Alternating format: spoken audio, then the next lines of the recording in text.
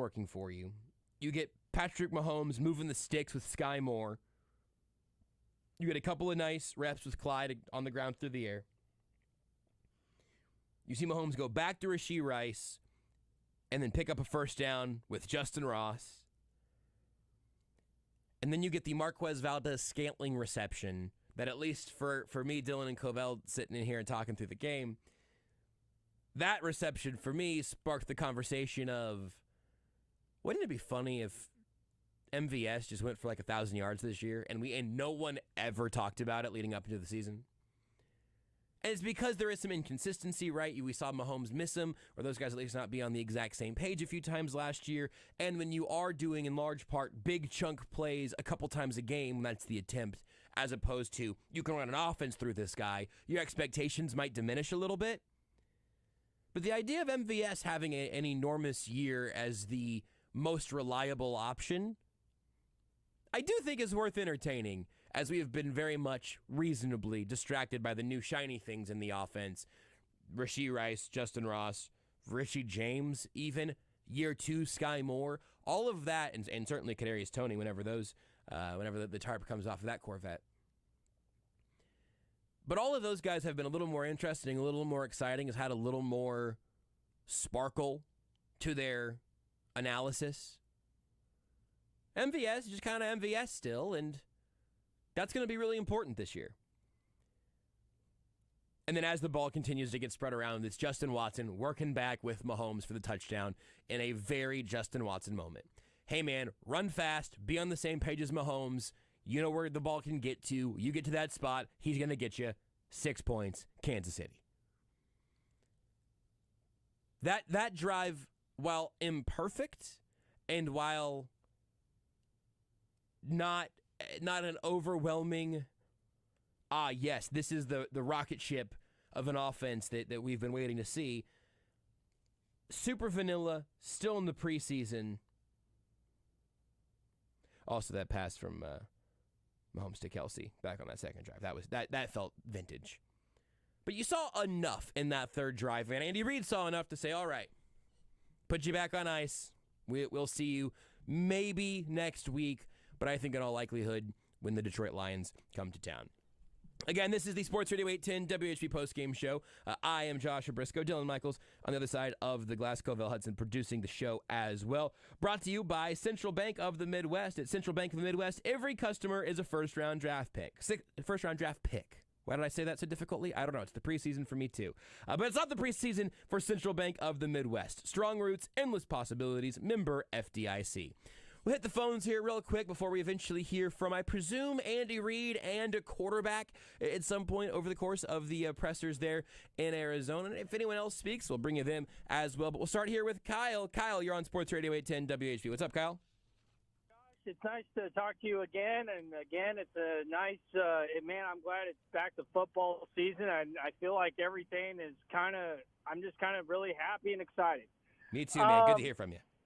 I was going to mention 3 points, but, man, you talked about, I want to make 4 points now, and you talked about something I didn't even notice in the game, the wide receivers, until you mentioned the wide receivers. There was something I noticed in the game today that if you had touched on it about the wide receivers, I don't think I would have talked about it. But I saw on one of the drives, I can't remember if it was the first drive or the second drive, Josh, but I noticed in one of the part of the drives, it was, I think, on a third down where Mahomes threw the ball out of bounds. Yes. And then I noticed afterwards, he was pointing to his wide receiver and acting like, come back to me, or he was yelling at his wide receiver, come back to me. I wonder if that is something, if we got to be concerned about, Josh, is that these wide receivers, like these young wide receivers, and Valdez-Scantling, who's a veteran who should know by now, if they are not on the same page, then there's some concerning about this upcoming season, because obviously it's preseason. There's nothing to freak out about because like you said, vanilla plays. But these wide receivers, when it comes to the regular season, Josh, this is where the regular season counts. And teams are going to be coming after the Chiefs, not just Detroit, but you got teams like Cincinnati, the Bills. I can name go on and on. The Chargers, the Broncos, the Raiders. Everybody's going to be wanting the Chiefs' number this year. Yep. And this is when the wide receivers have got to step up and know that playbook. Sorry to ramble on with that, You're Josh. good. But the second point I want to make here is the defense. Real quick, it seems like we're not – the first string, again, is not getting to the quarterback. Now, yet again, vanilla plays, preseason. But Chris Jones, you can definitely tell that without that Chris Jones presence, it's looking really kind of like, man, we need that because when they're blitzing, we're not getting pressure even on blitzes, and that's concerning going into the regular season, is the defense not getting off the field. My third point that I want to make here, Josh, is the quarterbacks. And I don't know if you're going to agree with me or this or not, but it looks like Sean Burchell. Did I get Shane? Yeah. Shane. It looks like he's going to be a starter somewhere from another team. I think he has really. What is this, his third or fourth year with the Chiefs now, and backing up Patrick, or he was the third stringer for Chad Henne, backing up Chad Henne, Patrick Mahomes. But he seems to really, to me, Josh, he has really, I think, has studied that playbook, studied Andy Reid's system, and has really become a good quarterback. I would not be surprised, Josh, if you could get a couple draft picks for him, because I think to me, the last two preseason games, he has really looked like a starting quarterback. And I'll let you go from there. I would even take Burchell over. If I'm not a Cowboys fan, but I would take Burchell over Dak Prescott any day. Whoa! If I was in a pickle, because it looks like the I don't know, Josh, but I would take Burchell over Dak any day. I don't know about you, but it looks really promising. But I'll let you go, Josh. Sorry to ramble on. I just thought I'd make those 3 points. But sorry to ramble, Josh, and I will talk to you the rest of the football season. Kyle, I appreciate it. It's good to hear from you, man. And look, it's the preseason. If anybody's got 3 points to fire off in one call, this is the time to do it. It's after 10 o'clock, preseason game 2. Let's hear your thoughts. I like what we saw from Burchell. I think this roster is going to have all 3 quarterbacks on it, being Gabbert, Burchell, and number 15, the main one. Chris Oladokun, have I gotten it right yet, or have I gotten it right? Have I been so committed to saying it wrong for so long that I'm still going to keep getting it wrong? My apologies. He is probably a practice squad shoe-in. I do think, though, there's a little bit with Shane Burchell of play him when people can see him, and then get him on that like Kevin Kolb kind of track, where Andy Reid likes to have a little developmental backup quarterback that all of a sudden gets traded for a third-round pick if they have to play like 2 regular season games. I could see that. I think it makes sense with the third quarterback activation rule, that being able to carry all 3 guys kind of checks out to me. And all 4 dudes looked really, really good today. I think all 4 quarterbacks ended up with a quarterback rating over 100 for the Chiefs today. So maybe that says something about the Cardinals' defense, but I do think they'll keep all 3 quarterbacks. The first team getting to the quarterback, to that point, Kyle, it's going to be a lot better when Chris Jones is around. If Chris Jones is around, I don't know what to do until that point. And then Mahomes communicating with the receivers. I thought you were going to talk about that play where Mahomes is running out of bounds, leaps from inbounds, throws the ball in midair, lands out of bounds, so it's all legal. It's all an actual pass. Still a dangerous throw, but that was hilarious to see the replay of. I do think that there's going to be still some growing pains between Mahomes and the guys he hasn't worked with much. You'd like to see this be a big jump for him and Sky Moore, and certainly a big jump for him and MVS. Next up here, we go to Jerry. Jerry, you're on 810 WHB. What's up, Jerry? How you feeling? Oh, I'm great. You just killed me. You took away my point. Oh, no, I'm sorry. Say him anyway. But that's okay. The other 17 or 18 points I have are all the different receivers they had. Is that awesome? I heard that It was 17 different receivers. I don't know what the total ended up getting up to, but that was really cool. But what I wanted to say about Patrick Mahomes in that play was how he just expanded and elevated the playing field. Yeah. And they're going to come up with some rule that makes it where if you're up in the air, out of bounds, 3 to 6 feet in the air, making a different angle, and they catch it and get a touchdown, how many people are going to be mad and make that rule? You can't throw it out of bounds. It was unbelievable. I'm writing down the phrase expanding and elevating the playing field because that's exactly what he did. That's exactly what he did. And I've called you guys for over a year, and I think 1% of the things I send to you guys are funny. But that's one of them.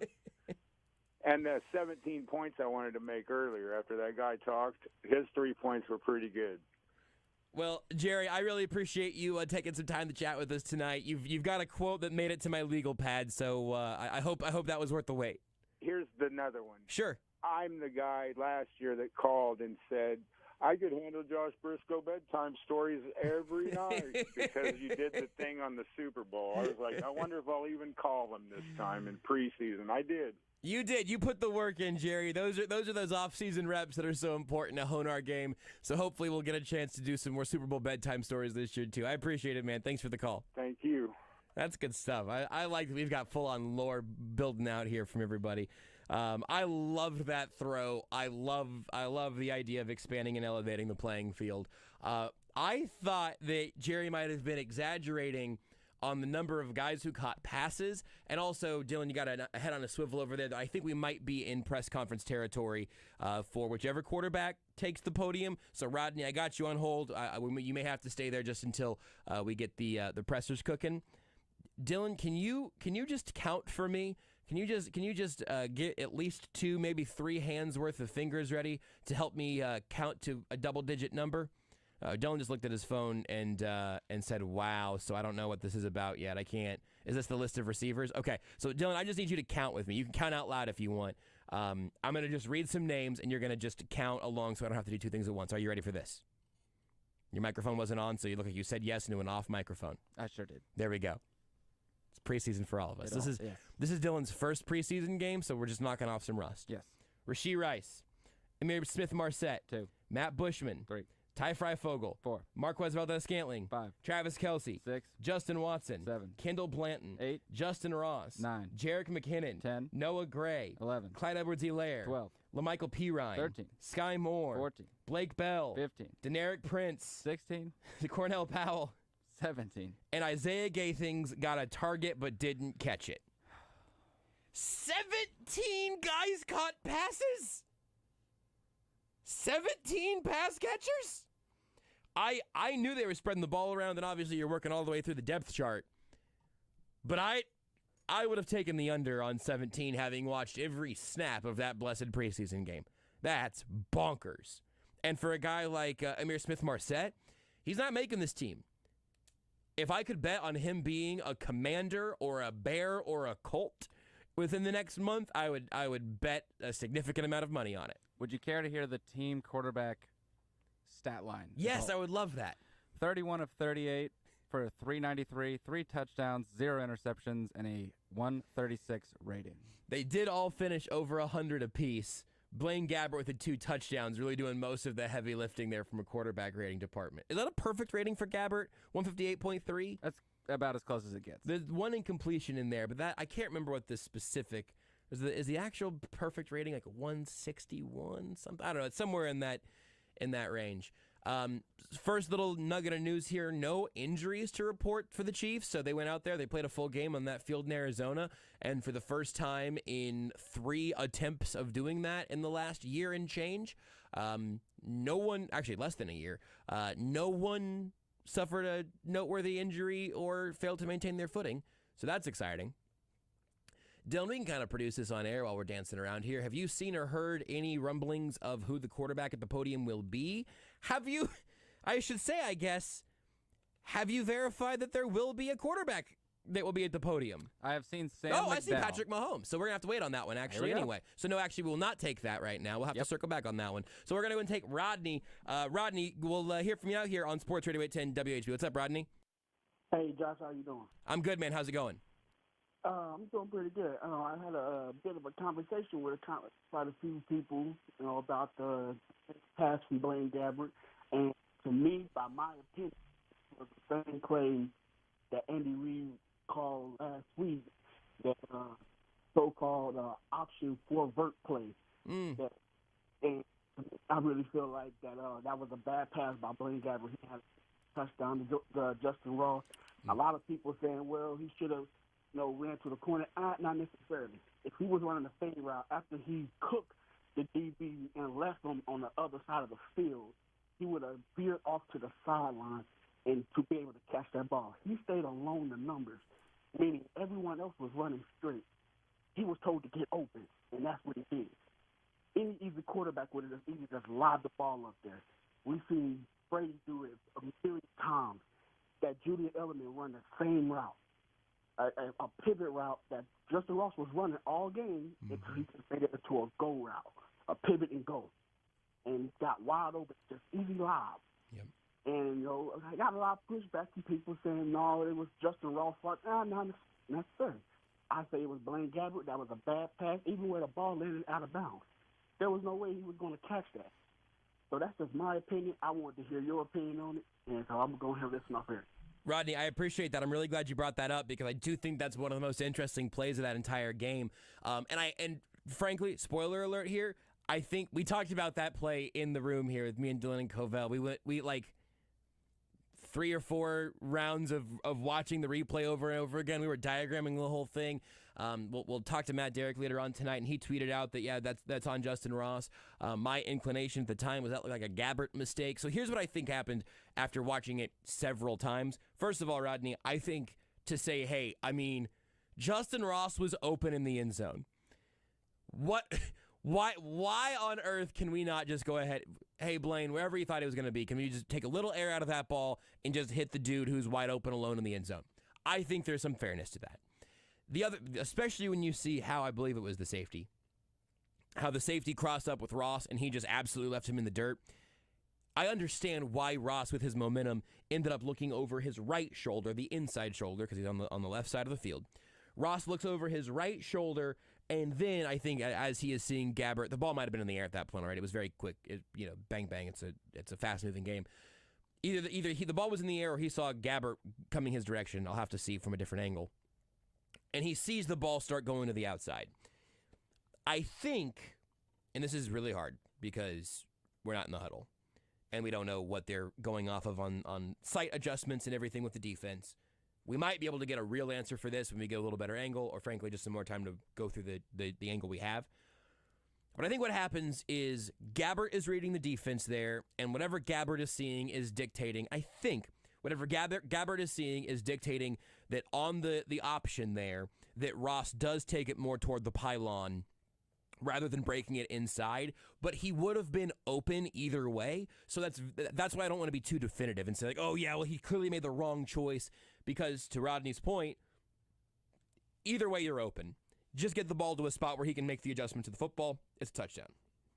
The one thing I will disagree with, and then this took me like 5 replays, is that it was an uncatchable football. It did land out of bounds, but it landed in a good spot. The way the ball landed, it was on the paint for, the thick outline of the end zone. All out of bounds territory, of course. But it lands kind of on the inner half of the paint there in the end zone. If Ross does break it back out to the corner there toward the pylon, where the ball's going to be on the arc of the football, he is going to have plenty of time to get his hands up, both feet in bounds. I don't even think he would have had to have gone to the ground with the ball. I think if he breaks it out that way, he snags a touchdown. He's able to get his feet in, maybe 3 steps worth, bang, bang, bang, and it's a touchdown. If Ross goes outside toward the pylon, breaks to his left, it's a touchdown. If Gabbert throws it to the inside as Ross is looking over his right shoulder, it's a touchdown. Either way, it's a little frustrating. Either way, I think you can kind of pick and choose where you want to nitpick there. I will ask Matt Derrick about it because, again, his was one of the first tweets that was like, hey, this is Ross reading the defense wrong. Either way, I'm also, maybe this is just me being an optimist and a Justin Ross hopeful. I'm taking that as a net positive regardless of dude was absolutely open, standing in the end zone. Maybe it was a mental read, and maybe it was an adjustment to a defender that he needs to be better at before he's going to get meaningful in-season reps. That's totally possible. It was nice to see him open in some grass in the end zone. That is still an encouraging thing to me. But it is really interesting, and it goes back to kind of that receiver-quarterback communication that has obviously been a huge part of the goal of training camp, and it'll be interesting to see where we settle there. Dylan, I just saw a little bit of the movement at press conferences. Let me know if it looks like that's going to be a wrap, if we're going to get any other. I'm also looking at a different feed, and we've got a couple things open. If only you all could know, folks, the moving parts that go in. I think, Dylan, what you've got right now, I'm just fully producing something. I think that over there is a little bit behind of what I just saw. So if that all goes completely dark, we'll take a break and recalibrate and come back. We'll hear from Reed and Patrick Mahomes a little bit later on, but the news so far is that there are no injuries to report, and we will continue to talk about some of the things that make sense for us to focus on, and maybe some of the things that seem like an overreaction right out of the gate. There was something from the very first drive that I thought, this could be something we spend a little too much time talking about on Monday. We'll see if we do fulfill that experiment. Talking about Rashee Rice and that drop down the seam. It's the type of thing that sticks in your head because everything else was there, and all of a sudden it feels like he's just spiked the football into the ground. It's the type of thing that gives you a little pause with a rookie wide receiver. And again, if Justin Ross read the defense wrong and broke the wrong way and it cost him a touchdown on that Gabbert drive, was that? Yeah, that was a Gabbert drive later on, which was also kind of interesting. We can poke around that as we go as well. But let's oh boy, our timing on some things is interesting over here. I wonder where I'm at. Dylan, talk to me.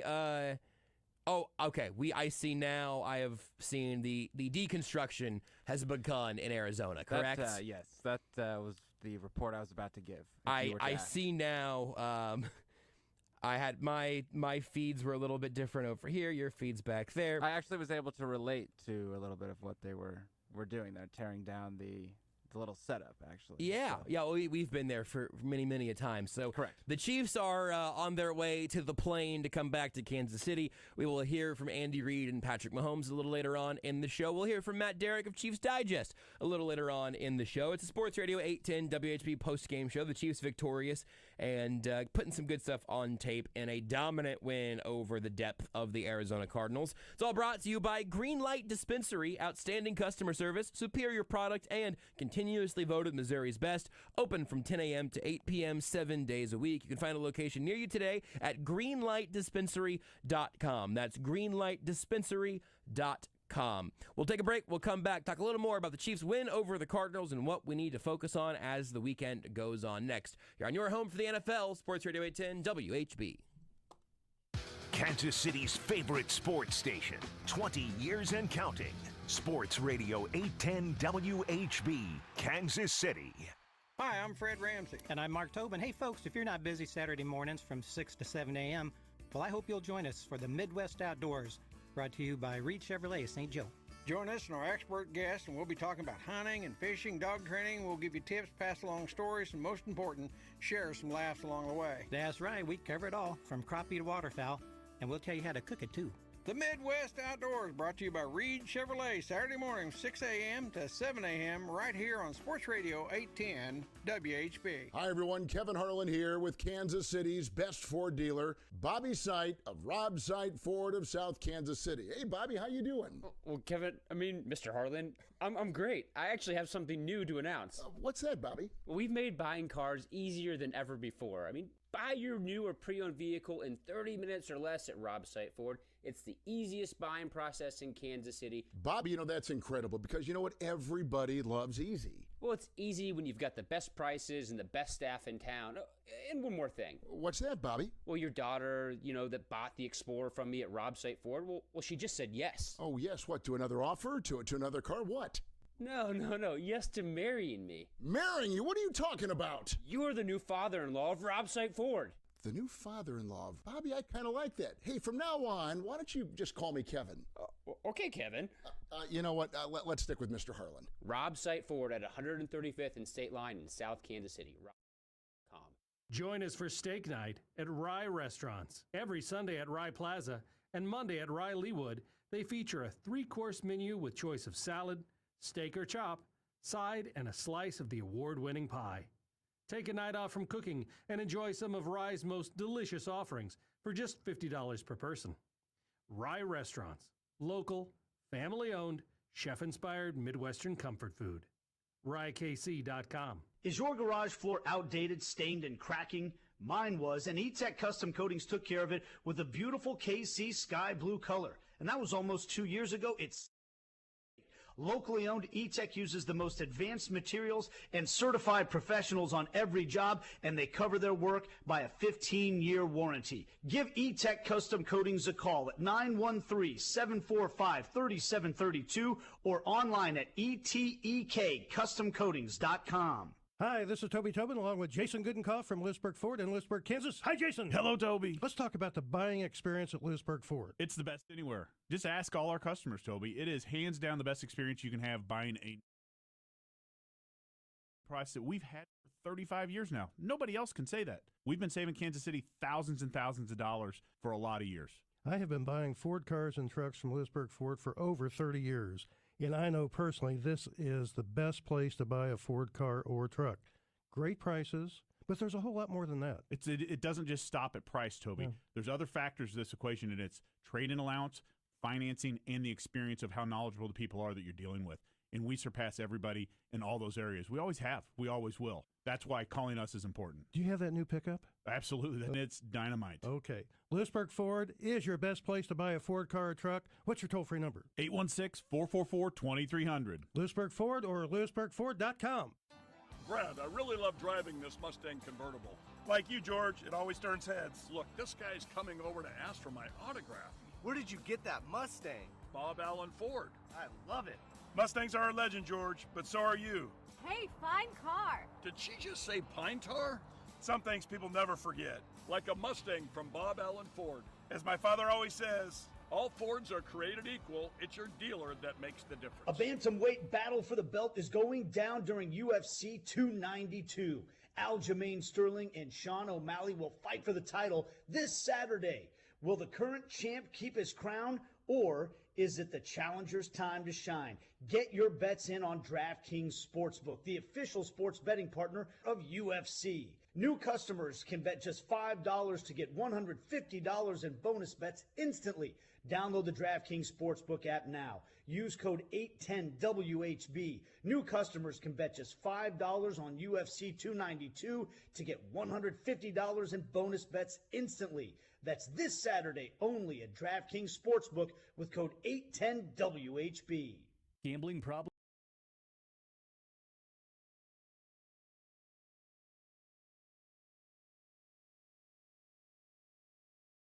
Sportsbook.draftkings.com/MMA terms on behalf of Boot Hill Casino and Resort. Ready to change your life? Get a smile you'll love to the moon and back.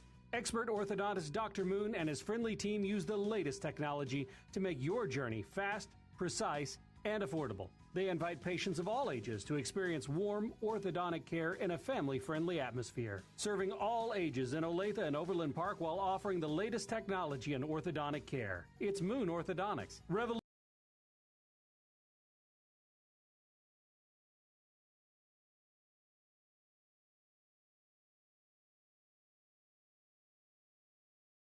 Your energy bills. The solution? I recommend my friends at Window Nation for new energy-efficient windows. Your home stays comfortable and cool, your AC will avoid any premature breakdown, and you will save on those high energy bills. Not to mention the incredible savings Window Nation is offering right now. Get 50% off any style window. Bows, bays, double hung, sliders, 50% off.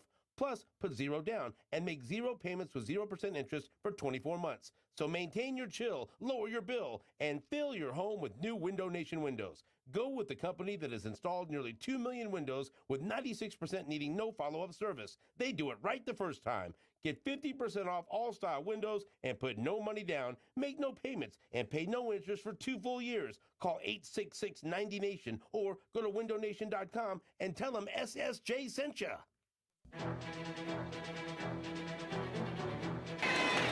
Gabbert looking, will throw. That's caught.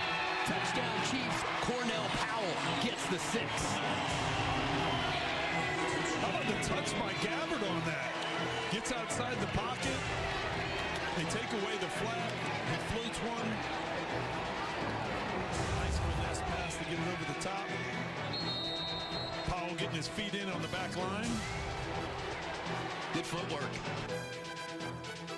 Of all the Chiefs wide receivers who are going to fill out a very deep depth chart this year, Cornell Powell, the former draft pick, was the one getting in on the touchdown action today. We're going to make that our sweet play of the game, brought to you by Andy's Frozen Custard. At Andy's, they have an incredible lineup of frozen custard summer treats to beat the sizzling heat. And oh boy, the heat was sizzling today. Backed by popular demand is the crowd-pleasing key lime pie concrete. It's sweet, it's zesty, so what are you waiting for? Head to Andy's Frozen Custard now and top your day with a smile. I'd love to top my day with a little key lime concrete, but happy to top my day with a little time here with you on the Sports Radio 810 WHB postgame show. Again, I am Joshua Briscoe. If you want to tweet or post or interact across various social media platforms, I found all the ones that I can get logged into right now, and I am at JB Briscoe, JBBRISCO, if you want to chime in that way, or you can tweet your thoughts to the Sports Radio 810 Twitter account, at Sports Radio 810. We'll see those as well. We also are sort of up on the Sports Radio 810 WHB various video streams. We want to bring you the post-game show live in video form this year as well. But right now we're having some little technical difficulties as we get fired up for the first attempt at that for this season. I don't know, Dylan. I came back there and I hit all the buttons I knew how to hit, and none of them fixed anything. And so I left and said, hey, now you hit all these buttons, see if you can fix it. I was going to say that, unfortunately, was also my plan. So yeah, I don't know exactly. Not a lot of deviation. I have a pretty good feel of how that usually works. You have a pretty good feel for how that usually works. Tonight, we're stumped. So we may say goodbye to the video. Have you accepted defeat as this segment has begun? I have not. Okay. I will not. Interesting. I will not. I will accept defeat at some point if it's just sort of silence going to the streams. We'll get that figured out, though, hopefully in the near future. And bring you the action there as well. In the meantime, if you want to listen, you can listen online or to the Sports Radio 810 WHB mobile app, 810WHB.com, or again, the Sports Radio 810 WHB mobile app. And we'll podcast it after the fact as well. Maybe you're listening to this in the future and it's not even almost 11 o'clock. Maybe you're just enjoying the time with us. Appreciate you. However you're listening. Appreciate the folks at Slagle Fence. Slagle Fence installs it all, wood to ornament steel to vinyl. No job is too large, and it'll look great too. You can visit them online at slaglefence.com. Of the things we talked about the wide receivers, the offensive line, all 4 quarterbacks, 17 pass catchers. But did we witness a little bit of a shakeup on the running back depth chart tonight? I think we might have. Or at the very least, maybe we oversimplified the running back debate for a while now. It's gotten a little bit odd. Not a bad thing, but when we, yesterday on the Zone, Dylan fixed the audio. Is that what that expression looks like? Dylan is giving me arms wide open, 2 thumbs up, and apparently we're back on video streams. We'll tell you this. YouTube, Twitch, there's a way to find it on Twitter, but I need to figure that out again for this year as well. And the Sports Radio 810 Facebook Live video feed. Dylan has worked a miracle. Dylan, if you know what you did, remember it and tell me during the break, because I was totally stumped by this little mess of our own creation. Godspeed. Good work, Dylan.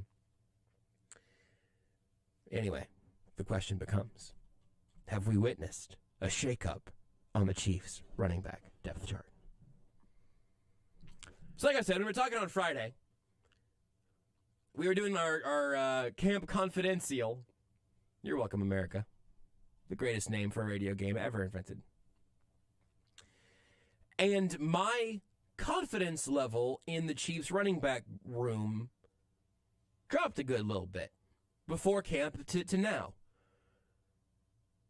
Isaiah Pacheco's going to spend that whole time, or did spend that whole time in St. Joe in a yellow non-contact jersey.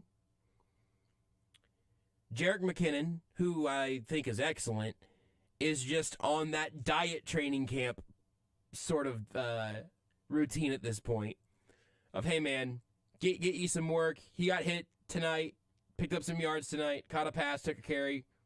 Both good reps. Love it. He's just going to be on the injury report every single week of the season with like 3 extremities. And then there's Clyde Edwards-Helaire, who I feel like I always have to give my reputation a little power wash before I say this, or maybe just a spotlight so you know where I'm coming from. They never should have drafted him in that spot. That was a bad draft pick at the time. We've relitigated all of this many, many times. That's where I'm coming from. I think Clyde not only is going to be on this team, I think it's 100% fine for him to be on this team this year. He is a running back who has been in this roster, been on this roster and in this offense now for years. And the Chiefs can trust him to be who he is. Who he is not going to change dramatically. Who he is not going to turn into either Christian McCaffrey or Derrick Henry. It's not going to happen. He's just Clyde Edwards-Helaire, and that's okay. You will not change your offense for him, and he will not change your offense. But if you need a running back to run right out of a backfield, you know he can do that. If you need him to just be a cog in the machine, he can do that. He's not gonna steal you a bunch of yards. He's not gonna break one free. But he's a worthwhile element in an offense that really values some experience, some consistency, and someone you can be confident in. He has multiple highlights of that run around Mahomes' crazy bleep kind, where he's just on the same page because he's been with Mahomes for a long time now.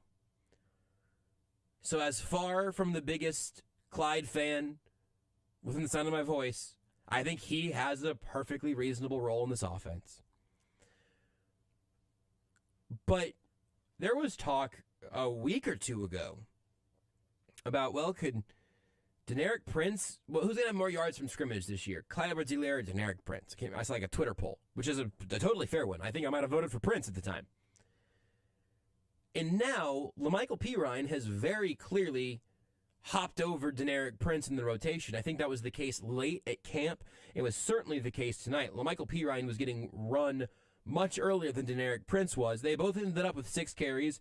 Pirine turned it into 41 yards with a 16-yard long, and Prince took 6 for 20. Nothing special there. Nothing's popped in the return game for Prince to this point. He returned the kickoff, the lone kickoff today. He returned it 21 yards. I still like the profile for Deneric Prince. I don't want to say that a dude that just went undrafted out of Tulsa has all of 1 training camp and 2 preseason games to prove himself as RB1. I don't want to set the standard too ridiculously far out ahead of him, because I think that's just expectations getting a guy in trouble. That's not his fault. But I think it might be worth considering that LaMichael Pirine is actually running back 4 in this team right now.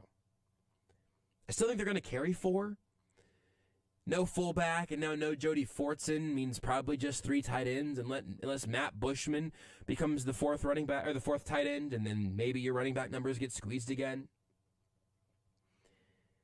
It's kind of interesting because Pirine, you might have vaguely remembered from being drafted by the Jets. That was 2020.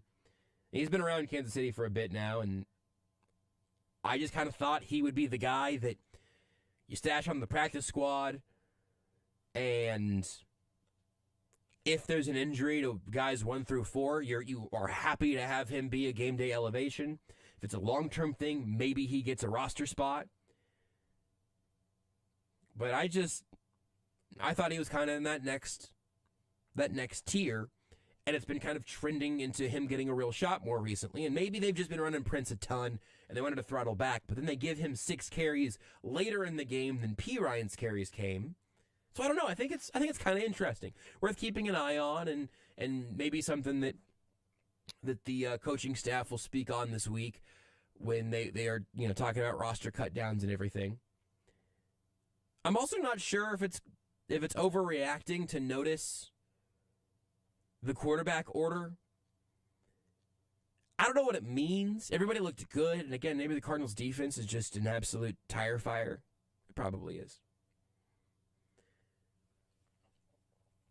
And it wasn't that weird to see Shane Buechele come out first and get a bunch of reps. But at that point, I thought, hey, let Buechele come out in the second half and do a little halftime adjustments, leave a locker room starting the next half, give him that experience. And then it can be Oladokun, Oladokin, Carisso. It can be his turn after that. I'm sorry, I'm not doing a bit. I hear them say his name during the game every time, and they, okay, I'm going to get it right. And then I realize that I've, again, spent the last however long he's been on the roster convincing myself it was Oladokun. Oladokin makes total sense. I'm just rewiring my brain very slowly and just in time for him to have a big game in week 3 of the preseason and then for me to never say his name out loud on the radio again. But I'm going to work on it. Anyway, point being, when Gabbert wasn't the second guy out, I kind of figured he'd just be getting the night off. Which made more sense with a Chad Henne type who's been getting a ton of reps for a long time and had been in the offense for years. Like, hey, you know what? Give the young guys some live reps. You're Chad Henne. You've seen plenty of NFL football. You've played plenty of meaningful games. You've been in this offense for a while. No sweat. For Gabbert, he's played plenty of NFL games, but it's his first year in this offense. So if he's going to play, why Buechele over Gabbert, and why Gabbert playing later? I'm sure Andy Reid got asked about that. We can hear from him later on as well. Dylan, another production on-air moment here. I have no idea what our break situation is. Do we need to take a timeout, or should we take one now? Matt Derrick says he's down to chat with us whenever, and I don't know what our hour situation is. But if we want to take a slightly early break here, we can come back and start chatting with Matt, if that works for you. That works for me. That feels okay to me. I don't know what our break times are. We don't need to actually litigate all that right now. We can take a little time out. I've laid out a bunch of questions. Now I need an expert. I need to hear from Matt Derrick, and then we'll hear from Andy Reid and Patrick Mahomes as the show goes on. It's a Sports Radio 810 WHB postgame show. Enjoying our time with you here tonight, and hope you're ready for some regular season football. Now, it's still long enough away that it's going to hurt. But seeing a little thing that looks like the Chiefs' offense on the third drive of this game, that gives you a little bit of energy and gives you, I don't know, maybe a happy hour or so with us here on the post-game show. Speaking of, nobody does happy hour like Twin Peaks. That was all just a work back around. Come on, everybody. You gotta. We're. This is my leaping out of bounds, throwing the ball midair moment. It's a preseason game, but at least let me try. No one does happy hour like Twin Peaks. Whatever your preference, they got everything from tequila cocktails to an extensive bourbon category to top shelf spirits and cocktails served over ice balls. Local craft beers and handcrafted whiskey cocktails round out an adventurous drink menu second to none. And don't forget about their 29-degree man-sized drafts. The Chiefs have drafted well. We've seen some of the reasons, some of the, the payoff of those draft picks, as we saw a little bit of the youth have some ups and have some downs in this game against the Cardinals today. The Chiefs victorious to now get to that ever-important 500 mark in the preseason. Maybe the record doesn't matter, but the process sure does. We'll talk about the process of it all with Matt Derrick of Chiefs Digest next here on Sports Radio 810 WHB. You're listening to the most powerful sports station in the country. Sports Radio 810, WHB Kansas City, the power of sports. Amini's huge outdoor savings event is on right now. Get immediate delivery on in-stock items and save big on outdoor sofas and sectionals, dining sets, fire pits, pool tables, and shuffleboard, pinball machines, theater seating, area rugs, and so much more. Shop online, call, chat, or visit the store. Trade in your old outdoor furniture for new. Get 60 months no-interest financing. For a limited time, it's Amini's huge outdoor savings event. Amini's, 105th and Metcalf, or online at aminis.com. Sports Radio 810 is proud to be Kansas City's home for the National Football League. 65-yard punt return! Kadarius Toney! From Monday night to Sunday night, and every game in between. Keep it right here on your exclusive home for the NFL, the NFL playoffs, and the Super Bowl. It's over! The Chiefs have won! The Chiefs have won Super Bowl 57! Sports Radio 810 WHB. This Sunday, Major League Baseball's Little League Classic returns. The beauty of this event, every person in the stands is a kid. That's what Williamsport is all about. This is everything it's cracked up to be. The Phillies and Nationals at the Little League Classic from historic Bowman Field in Williamsport, Pennsylvania. It brings out your inner 12-year-old. I mean, we've all got it. Kansas City's home for Major League Baseball. Sports Radio 810 WHB. I'm Dr. Andrew Palmisano, a fellowship-trained orthopedic surgeon with Acentus Healthcare. Acentus now has orthopedic surgery and sports medicine. Myself and Drs. E.J. Wilkinson and Nick Aberly are available for all of your orthopedic needs. Come see our state-of-the-art clinics during our walk-in hours featuring same-day and next-day appointments, Monday through Friday in Leawood and on Parallel Parkway in Kansas City. Call 913-395-0294, 913-395-0294 to book your appointment at Acentus Healthcare today. The days of build it and they will come are over for websites. You need much more to stand out in the crowd. Digital Lagoon has been developing websites since 1995 and are experts in creating the perfect social media campaign, SEO, and other marketing programs to really bring in business. WHB chose Digital Lagoon to develop the website for our sister station, ESPN Kansas City, and couldn't be more pleased. You'll enjoy working with their programmers, graphic design, and marketing specialists located right here in Overland Park. Contact Jordan at digitallagoon.com. Listen up, sporting fans. Central Bank of the Midwest invites you to score a better banking experience with our new sporting checking account. Now you can show off your team spirit at the match or on the go with the official sporting debit card. Plus, you'll gain access to Central Bank's award-winning mobile app with more than 30,000 reviews and a 4.9-star rating. So, score big today by opening your sporting checking account at any of our convenient Central Bank locations or by visiting sportingchecking.com. Member FDIC. Hey, it's Bob with Culligan Water. The Aquasential is the latest line in Culligan's long history of top-of-the-line water treatment products. It's smarter, more efficient, and provides the best water yet. We've put together special pricing for 810 listeners, and we're offering discounts on options for your home or business. Contact us to claim your offer and learn more at CulliganKansasCity.com/810. Culligan Water. Better water, pure and simple. This summer, we're quirking for the weekend every day. Quirk is Kansas City's favorite hard seltzer, made with real juice and more personality. Hit flavors like pineapple orange whip are available on draft and in cans at Johnny's Tavern across the metro. Visit your favorite Johnny's and scan the QR code to be entered to win an Ultimate Quirk Summer Prize Pack. No purchase necessary. Must be 21 plus. Quirk Hard Seltzer, Kansas City, Missouri. Please enjoy responsibly.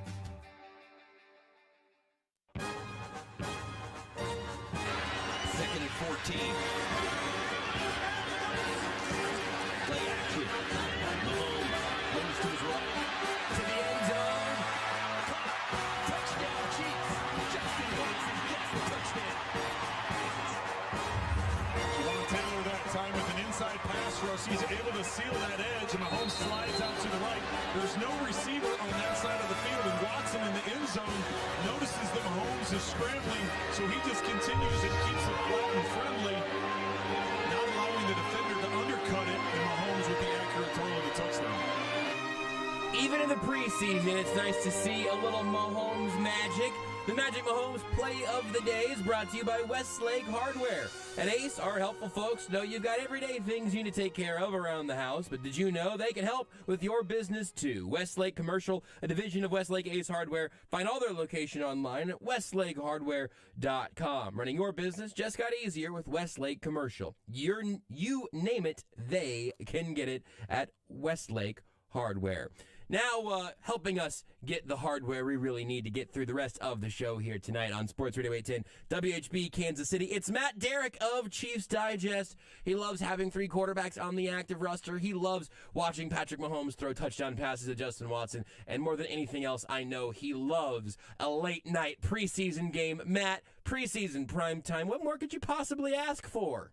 The only thing I could wish more is that this was a home game, and I was enjoying this, from the Tickets for Less, suite and Arrowhead and being on the sofa. So, man, those sofa conversations this year really are going to be special.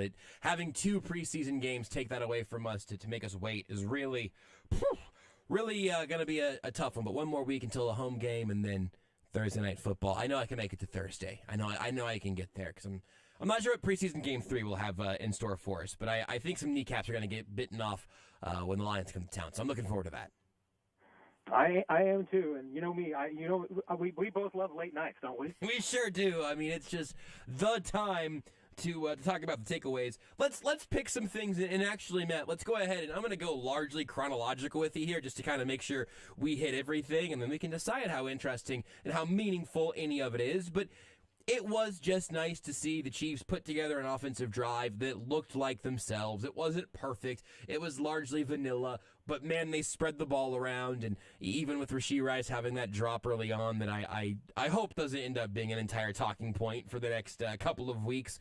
What did you see from the main guys out there through a couple of drives that never really got going to the third one where it looked like the Chiefs offense, and then we may not see Mahomes on the field again until Detroit, right? Yeah, and it drives Andy Reid crazy that really it was penalties that killed those first two drives. And there's a couple of penalties that put him in a hole that couldn't get out of it. But then the third drive was the one they've been looking for through the first two games of the preseason, just to see the first team offense go down and do what they do, 92 yards, 10 plays. We didn't see a lot of resistance, and this game was probably a pretty good example and indicative of what the Chiefs will probably usually face. Arizona was doing a lot of rushing forward, dropping 7, and, once they stopped committing any penalties, they pretty much found an answer for it.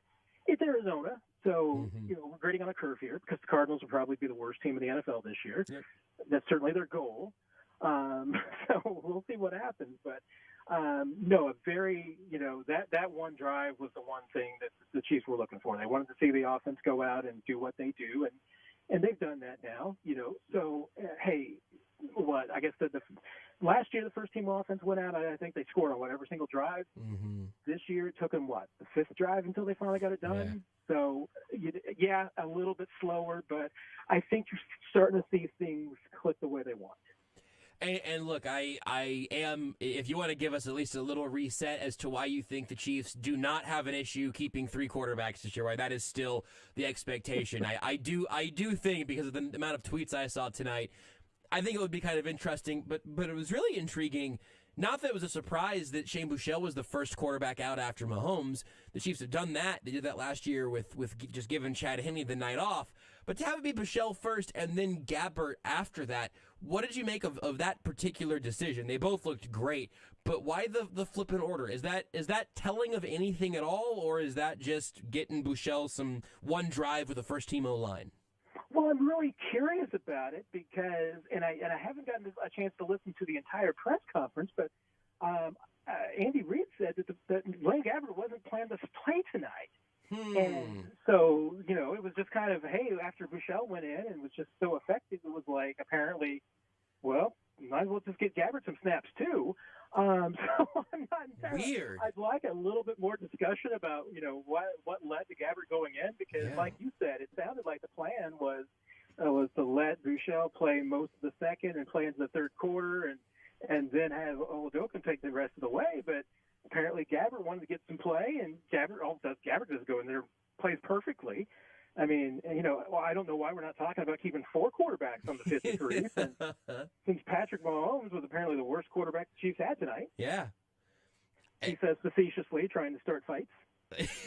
It did. Tonight felt like a night where Dylan said this several times. Like, look, it's just cool that the Chiefs clearly listen to the zone. I mean, they at least wanted to add a little fuel to that fire. I'm not sure what the result was, but clearly we're ablaze. And clearly, look, I mean, any jokes aside, any tongue-in-cheek nature aside, it was kind of interesting to see Shane Buechele and the ones just kind of have a little humming offense for a little bit.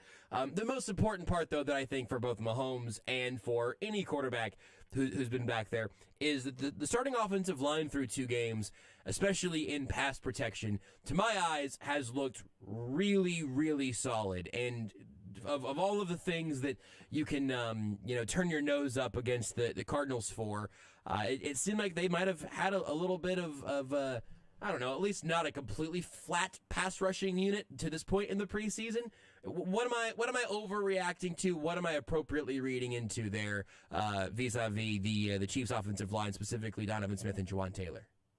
Yeah, I don't think you're overreading into anything. I mean, I think that through the first two games they've been pretty good. I was probably even more impressed against the Saints because I felt like at least the Saints, I think, tried a little harder. Like I said, I mean, Arizona, they've got a couple of pieces, but, to me, by and large, I mean, it felt like they were mostly just rushing 4 and dropping 7, and I don't – and that worked to a degree. But, I mean, at the same time, Patrick Mahomes and the first team for sure, and even when Michelle came in, pretty much had all day to pass. So now part of that was because there was some good coverage downfield, but then again, they were also eventually picking that apart because they had all day to throw. You can only cover for so long. And, and they really weren't getting any pressure on the quarterbacks at all. The Saints had a little bit more success last week, but at the same time, I thought that especially the tackles held up well. There's a few things to clean up. I mean, there's going to be mistakes early on. There's probably some timing issues. But, and like I said, I know Andy Reid's not going to be happy with a couple of the penalties. But other than that, I think there has been a lot to like with this first-team offensive line. And the question was going to be, how are the tackles going to drop into this group? And I think the answer so far is they're dropping in just fine. This might be going more to those first couple of drives, certainly before the third one looked a little more like the offense. But I at least had this thought, and I didn't want to just tweet it without context. And this is where I'm kind of working through it now. How, you give me a 1 to 10 if you want, how concerned are you that we will spend some portion of the first month of the season saying some version of Mahomes has all day with the football and nowhere to go with it, apparently? Because that felt like something that was happening through the first couple of drives that I think could be a reasonable growing pain if they have a great offensive line and some of these receivers do still have a little bit of learning to do. I'm putting it out there to kind of toss it around now. Is that a major concern, a little concern, no concern at all in terms of the receivers getting separation, even as the O-line really looks solid so far? I'm probably going to classify it in the a little concern category. Yeah. If for no other reason than, we're looking at this Chiefs group, and, I do hate to mix metaphors and mix sports and everything, but it feels somewhat appropriate here. I mean, if we're talking about the Chiefs wide receiver group being a pitching rotation, do the Chiefs have a number one pitcher? Yeah, number one receiver? So. No, I'm not sure that they do. Do they have a number 2? Marquez might be a number 2. Yeah. And you know what? I mean, I feel like I'm not even sure you could put Kadarius Toney into a number 2 category yet because he hasn't really been that. Yeah. Richie James, what's he? I mean, I think you got a bunch of number 3s. And you might have, maybe a few number 4s, and maybe you have a bunch of number 5s. But then remember, your number 5s are, one of those guys might be the 9th best receiver on this team. So right. I mean, right. It's a ridiculously bell-shaped curve of a wide receiver group, which I think is really nice. But sometimes you do need that alpha receiver that can just be the guy that is going to get open. And I'm not sure that they've got that. I mean. I was thinking about this earlier, having a conversation with someone else. If I'm the Chiefs and I've got maybe 3rd and 8, and I need to throw the ball to somebody that I know is going to make the catch, right now, Richie James might be that guy. Just because it's not that I think that he's the best at getting separation, but he's just the guy that I think has the best hands and is most likely to get his hands on it. But is there a Juju Smith-Schuster? Is there a 90% of Tyreek Hill? Is there a, maybe even Sammy Watkins on this team? I don't know if there is. Maybe there is. Maybe one of them developed. Maybe Sky Moore's going to develop into that this year. Maybe in the second half of the season we'll be talking about Rashee Rice in that way. But right now, I mean, one of those guys I think has to separate themselves and prove to themselves that they are the go-to guy when the Chiefs need a first down. Yeah, that specific framing of it's going to be fascinating, and you're right, man. It is such a bell-shaped receiving group. I think is dead on. You have Travis Kelce and then a bunch of 2, 3, and 4 wide receivers. It's going to be really interesting. I'm starting to now talk myself into like, hey, you know what? We have actually done ourselves a disservice just completely ignoring Marquez Valdes-Scantling all offseason. I know why it's happened. It's because you have a pretty clear expectation of what he could be, but what if he's just a 1,000-yard receiver this year, Matt? What if it's not the volume of the receptions, but it's just a few times a game he's going to be down the field for a nice chunk, and then another couple of times he'll be somewhere in the medium intermediate. They connect on one of those. If I had to have you give me a receiver who leads the team not in receptions but in yardage this year, we may have talked about this a month ago. Who would you pick today? Not named a wide receiver, Yeah. not Travis Kelce. No cheat codes. Yeah, it's a really, really good question because I'm not sure. I mean, I think the safest bet to be would be either Marquez or Sky Moore. Yeah. And, the only reason I would be leaning right now Marquez is because at least he's the guy who's done it in the NFL before. Mm-hmm. At least put up the most yards in a season. I mean, I still feel like that at this point Marquez is what the back of his football card says he is. Mm-hmm. And I think that's like a 650-yard receiver, maybe 7 in a really good season. Until he has that breakout year and all of a sudden becomes a 1,000-yard guy, I can't project that for him. But the same thing about Sky Moore. I mean, it's really hard to, I think I've heard Curtis, on the program talking about, what are the category of receivers that have gone into a year 2 after a year 1 like Sky Moore and been a 1,000-yard receiver? Maybe 2 or 3 guys? Mm. Maybe there's nobody. I can't remember. I remember him talking about it, but it's an extremely short list of people you're talking about. So I can't really project that for him either. But, at the same time, if Sky Moore was a 750-yard receiver and led that group in yards, I wouldn't be stunned. And the only reason I'm leaving out Kadarius Toney is because I don't know if he's going to be ready to start the season, and I don't know how many games he's going to play. Because at this point, that's why I think I would favor the other two. It's really interesting. That has evolved a lot for me over the last month and change, and it could evolve more by the time week 1 gets here. It's very odd. We're talking to Matt Derrick of Chiefs Digest. You can read his work at chiefsdigest.com and follow him across various social media platforms whose names may have changed, at Matt Derrick. You tweeted a note about Drew Tranquill that I had not noticed that he was wearing the dot there for the number 2 defense, meaning that he had the speaker in his helmet, so he's getting the calls and then making the calls for the defense. You noted this. Spags has noted this. He's really the backup at all 3 base linebacker spots. He's got sub-package roles that make sense for him. But him wearing the dot with the 2s, I think, is my favorite development of maybe the entire defense this preseason process and training camp and all. Because if Steve Spagnuolo could ever convince himself to take Nick Bolton off the field for just a brief moment in time, Drew Tranquill and Willie Gay on the field together is really exciting to me from a pure athleticism and potentially coverage standpoint. I would love to see that. I don't know how often we're going to be allowed to see that, but what do you make of that role for Tranquill, and how much is he going to play as the backup everywhere, a sub-package guy everywhere?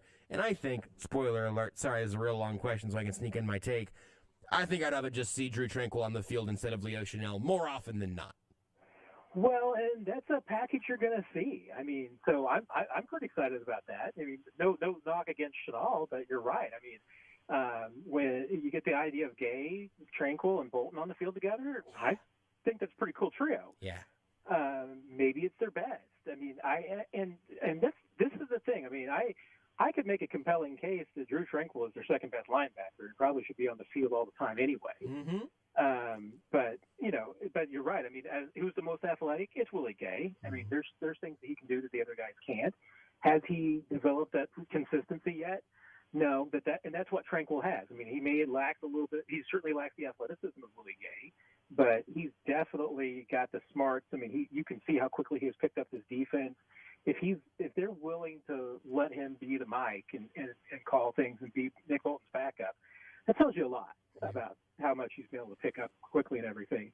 And the other thing that's kind of hidden and lost in all this, that Jack Cochran's the third guy. He's the next backup at the Mike linebacker position, which pretty much tells you that they've given up on Leo as being a potential Mike at some point. So he's pretty much out of the picture now, which I don't think is a huge surprise, but considering when he was drafted a year ago, it was like, hey, we know he's got the outside ability. We think he's got some, inside potential too. But now, with Tranquill coming in and Cochran developing, they've kind of set that by the wayside. And maybe Jack Cochran is the second coming of Ben Neiman. Maybe he'll be better than that. You never know. But now Leo now has a different role. And I'll tell you what, I mean, I am excited because there's actually a few ways they've been using Leo in training camp, and the Joker kind of role where he lines up on the end and outside, kind of almost a 7 or a 9 tech where he's lining up wide and going after the passer. You're going to see that in some sub packages, and I've been wanting to see that for a long time because Leo just playing downhill is, I think, where he's best. Let's talk about the near touchdown to Justin Ross. You were the first person who I saw tweet about it and breaking it down from what Ross did in his perspective. And then I went back and I rewatched that play like 15 times, and we've litigated it some here now.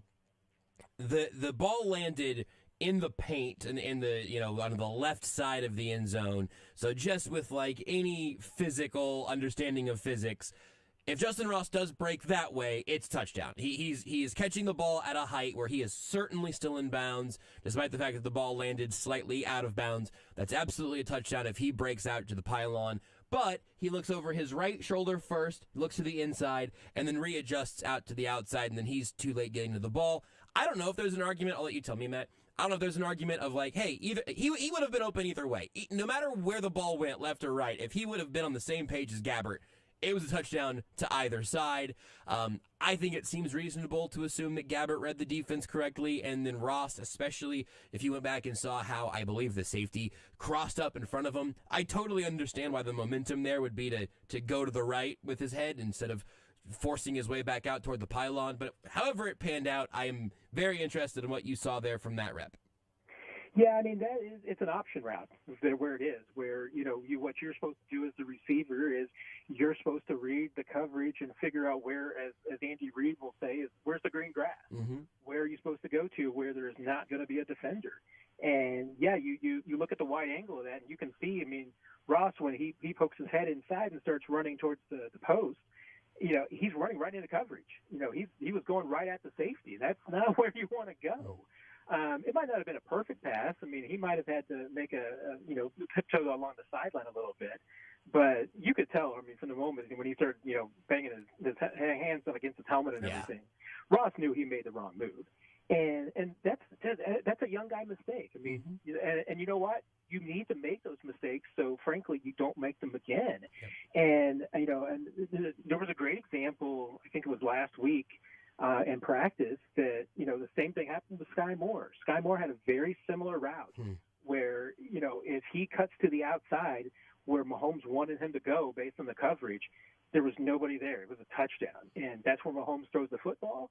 Sky Moore was looking inside instead, goes the wrong way, can't make the adjustment. It's incomplete. And Mahomes goes over to him and says, hey, look, Sky, here's what you got to read. You read this, and you read the same way that I'm reading it. And you go out to the outside, there's nothing but green grass out there. So we'll get that. And the next day, they had a very similar situation. Sky read it correctly, and Mahomes hits him for a touchdown. So, those are learning opportunities you have. And even like I said, even Sky in year 2 is getting that. If Justin Ross learns from that and runs it right next time, that's a win. So you're hoping that he learns from that. Yep, and I'm happy to see him getting open in the end zone and being used in the red zone. All of it was good until the ball landed on dirt instead of in Justin Ross's beautiful, perfect hands. Here's something that you also made note of that I think is fascinating now that feels like could be a legitimate change for you. You've already promised it will be a legitimate change in your rosterology, which people can go check out at ChiefsDigest.com right now. It seemed like to me there was a chance that as training camp wore on, that Deneric Prince, maybe I think we talked about this yesterday in the zone before it became about the third quarterback. I think we talked about it there that Prince got a lot of work. This is a tough transition for a rookie as it is. They don't have very many healthy running backs in training camp with Pacheco still in the yellow jersey and all of that. Maybe it was just a lot of work for Deneric Prince. They wanted to back him off a little bit as the rotations change in training camp to give LaMichael Pirine more work.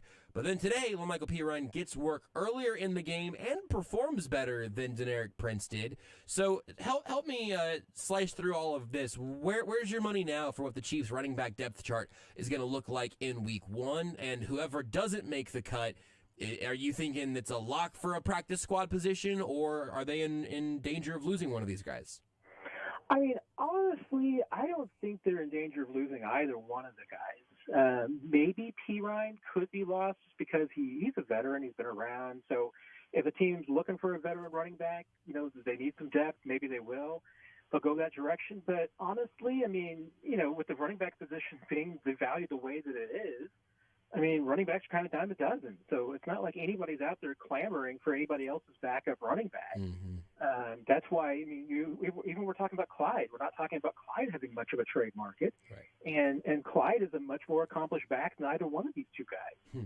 So, to me, I mean, I think it'd be pretty easy to get them both onto the practice squad. But if you're the Chiefs and you're going to keep a third running back, especially with, Pacheco's injury status right now and having not taken the yellow jersey off and taken any contact yet, I mean, I think P. Ryan has made the better case. Maybe there's a case like Andy Reid said, that it's just a matter of Prince losing his legs a little bit, because he has been good in camp. I mean, especially in the passing game. He has had very good hands. He's demonstrated some abilities that nobody thought he had. But I had some concerns about him, about what I wanted to see in the preseason games. And, one of them was an ability to run the ball inside. One of them was, his contact balance. And the other one was that, hey, can you take that kick return job and grab a hold of it by the horns and hold on to it? And I think he missed the mark on all three. I mean, I don't know that we've really seen it. And like I said, if it is a legs issue, if it is just being tired and worn down from camp and maybe overused, well, that's probably another argument that practice squad's best for him, to build up the stamina, build up the strength, and develop him. I mean, there certainly seems like there's something there with Prince, but is he on the level of the other guys? Not sure about that yet. And as Andy Reid noted, Michael P. Ryan just seems to do everything well. He has a little bit of that Darrell Williams in him, that dirty Darrell kind of thing. Yeah. Maybe we'll have a dirty LaMichael. I don't know. We'll find out his nickname. But he's been really impressive. I mean, averaged almost 7 yards a carry tonight. He's had some explosiveness. And so I think there's a little bit more there, especially, for a Super Bowl caliber team. I think you favor the experience and the versatility. Last thing, since both of these guys have come up here, I don't know that you're going to have much of an answer anyway, but with Kadarius Toney and Isaiah Pacheco, is the feeling still that they'll be around and healthy and ready to contribute in week one? Because we're talking about Chris Jones, when he ends up being back, what his ramp-up period is going to be. Isaiah Pacheco hasn't gotten hit since the Super Bowl, and Kadarius Toney, I don't think we've seen him put on a cleat since the first day of training camp. Yeah, we haven't seen Toney at all. I mean, he is truly, still at this point just in rehab. So that's 100% what he's focused on. And we'll see. I mean, if he's able to get back onto the field, remember, this week is really the last three practices for all intents and purposes of training camp for the Chiefs, because they'll have three practices this week. They got the preseason game. And then after that, they really start their dead period before, their game week. I mean, their game week essentially starts on Friday, of next week. So you're really talking about not that much time. You're hoping, I would believe, that this week is the week that Pacheco takes off the yellow jersey and gets some contact and maybe plays in the preseason game. I don't think that's a prerequisite for him to play in week one, but, I think it would be nice. Mm-hmm. With Toney, it's going to be touch and go. I mean, but I think you should probably lean on what Mike Borgonzi said this week, when he said they really want him to be 100% before they get him out there. There is really, to me, no upside to rushing Kadarius Toney before he's 100%. I think you want him to be as healthy as he can before you get him on the field. He's had surgery. So, I mean, to me, that is definitely, a red light situation. I think you be as cautious as you can with it. I don't think there's a reason to rush him. I mean, I think that from what we've seen from the first team offense or from this receiver group, I don't think that it's a must-have situation for Kadarius Toney. I think you'd much rather have him in January and February than on September 7th. So I wouldn't be surprised if they just take it easy with him. But it certainly seems like at this point that all systems are going to be go for Isaiah Pacheco if everything goes well.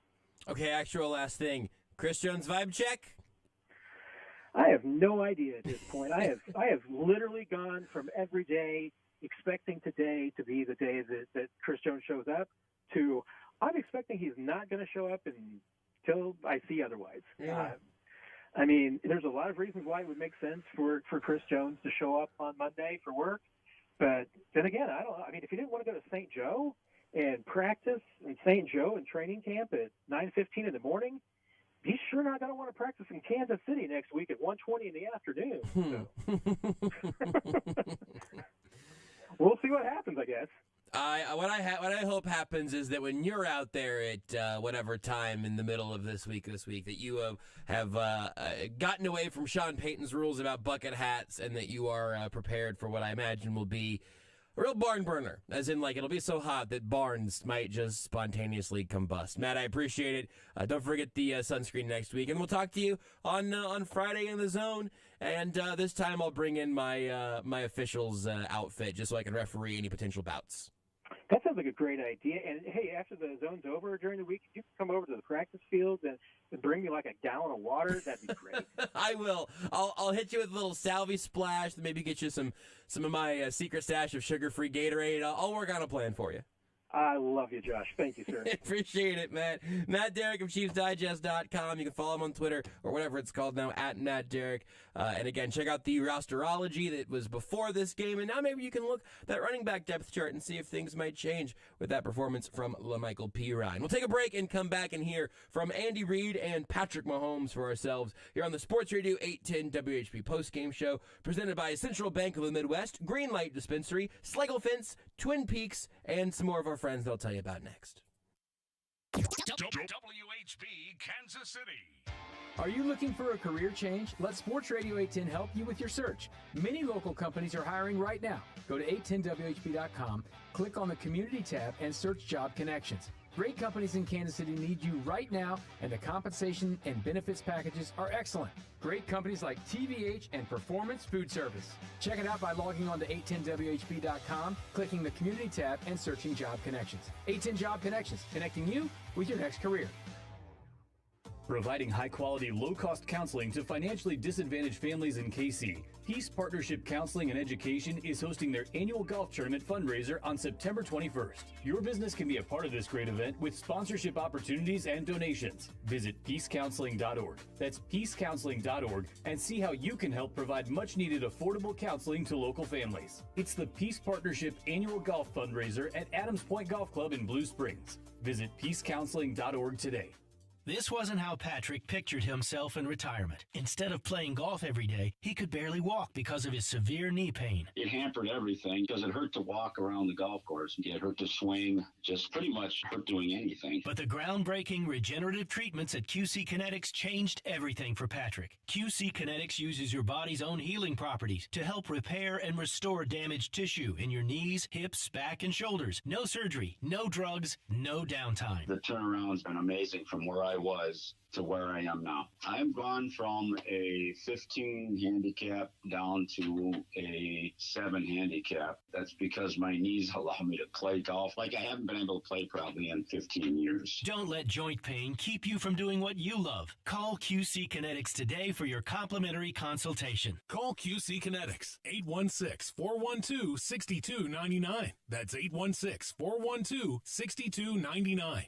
816-412-6299. I'm here at the racetrack with Brad McGee from LBA Home Services. Hi there. Let me guess, you're going to pick the trifecta. The what? You know, the first, second, and third horse to win the race, in order. No, I'm not going to do that. But that would be a perfect bet. No, that would be guessing. But you... Remember, I work at LBA Home Services, and we never gamble. But... When we fix your air conditioner, we find the problem and solve it fast. It's not a bet, it's a process. But you always want a perfect outcome. And that's not a gamble. The AC techs at LBA, absolute perfectionists. We don't wait till the end to see who's gonna win. We already know. You tricked me this time.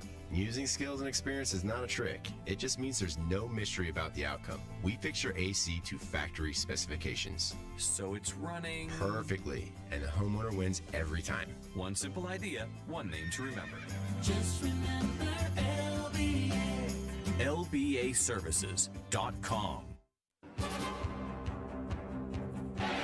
Michelle with a scramble turf left. The field's wide open. He's going to take off the run. First down and 4. Cuts it in. Touchdown, Chiefs. Shane Michelle, the 15-yard scramble for the Some fun moments tonight from all four quarterbacks. Patrick Mahomes to Shane Buechele to Blaine Gabbert to Chris Oladokun. All four quarterbacks with QB ratings over 100. The entire stat line for the quarterback group today was truly hilarious. 31 of 38 for 393 yards. That's a little over 10 yards per attempt. 3 tutties, no picks, no sacks for any of the four quarterbacks. And man, from the Oladokun little scramble, sort of dangerous pass that he did, it is so funny to watch how quarterbacks who are just in Patrick Mahomes' shadow all day begin to do and think and play things a little more like Mahomes does. I think it rules. I think it's going to end up being a legitimate like Steph Curry effect for the next 10 years of quarterbacking, where you're just going to see more quarterbacks having a little more fun with some of the needle threading that they have to do on a regular basis, being a little more creative that way. I think that's really exciting. And I think it'll be a fun way to see the NFL continue to evolve. But hey, Chiefs fans, good news. Your quarterback is the guy who invented this style of football by and large. So invented is obviously a very strong word. But in the modern era, doing it like Patrick Mahomes, Steph Curry didn't invent the three-point shot, but Steph Curry changed the game. Mahomes didn't invent creative, improvisational football along with everything else that the quarterback position maintains. But man, he has damn near perfected it, and that is an absolute blast. If we're good over there, folks, we're going to go shout out to Dylan Michaels and Covell Hudson as well. Producing the effort today, I'm Joshua Briscoe here on the Sports Radio 810 WHB Postgame Show. As I mentioned earlier, it's brought to you by Twin Peaks, Schlegel Fence, Green Light Dispensary, and Central Bank of the Midwest. And now we will be getting ready to hear from Andy Reid and his post-game press conference is brought to you by Champion Home Comfort. I was either going to throw it away or... Not yet. That's Patrick Mahomes. We're not ready for you yet, Patrick. How dare you? How dare you interrupt? You can interrupt me whenever you want. I'm sorry. I'm sorry for lashing out even at a recording of Patrick Mahomes. I didn't mean it. Andy Reid's press conference is brought to you by Champion Home Comfort. Get peak performance in your home by finding a local Champion dealer at championhomecomfort.com. And don't forget to ask about their free 10-year parts and labor warranty. Always leading, never compromising. championhomecomfort.com. How are we feeling about hearing from Andy Reid over there? Not yet, just yet, not quite. We'll do that in just a minute. It'll be interested to hear why and how they ended up in that order of quarterbacks. Like Matt Jarrett said, it sounds like apparently Blaine Gabbert wasn't even expected to play. Just a real vibes-based, fun, chill rotation of quarterback play. That's neat. That's a cool way to live your life through a preseason game. Maybe Blaine Gabbert got bored and thought, you know what, I'd like to go out there and get a few reps in, and he was able to do that. So we'll hear that from Andy Reid. But first, we'll start with his opening statement, and maybe the best news of the night, no injuries to report for the Kansas City Chiefs. All right. Really, not really injuries to talk about. Everybody came through it pretty good. Listen, it was a good effort all the way around. Defensively, I thought we started fast, which we needed to do.